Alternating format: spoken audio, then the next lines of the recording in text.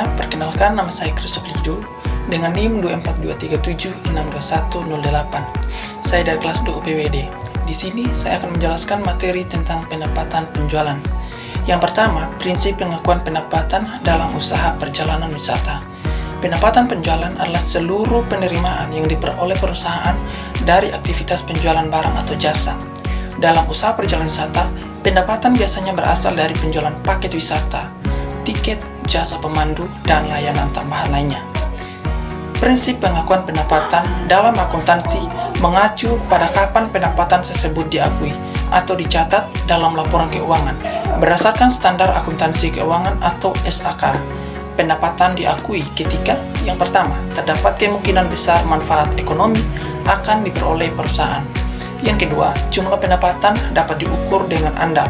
Yang ketiga, proses penyerahan barang atau jasa kepada pelanggan telah selesai atau substansial selesai.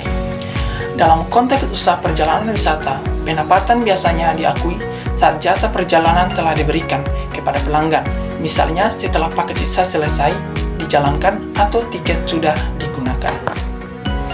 Yang kedua, analisis transaksi penjualan dan pengaruhnya terhadap laporan keuangan.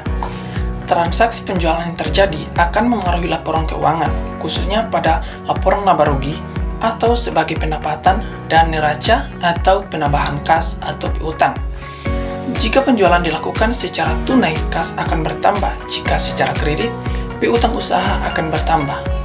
Pengakuan pendapatan yang tepat sangat penting agar laporan keuangan mencerminkan kondisi keuangan perusahaan secara akurat. Pengakuan yang terlalu cepat atau lambat dapat menyebabkan laporan keuangan menjadi menyesatkan.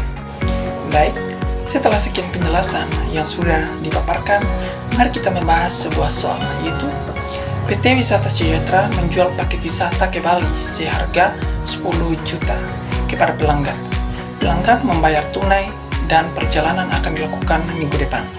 Kapan pendapatan diakui dan bagaimana pencatatan jurnalnya? Nah, untuk pendapatan agar diakui, yaitu pendapatan diakui saat jasa perjalanan sudah diberikan, yaitu setelah perjalanan ke Bali selesai dilakukan meskipun pembayaran sudah diterima di muka. Untuk jurnal saat menerima pembayaran di muka, yaitu kas, masuk di debit sebesar 10 juta.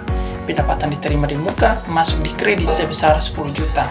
Nah, untuk jurnal saat jasa sudah diberikan, itu pendapatan diterima di muka, masuk di debit sebesar 10 juta, dan pendapatan penjualan masuk di kredit sebesar 10 juta. Sekian penjelasan singkat dari saya, semoga bermanfaat. Terima kasih.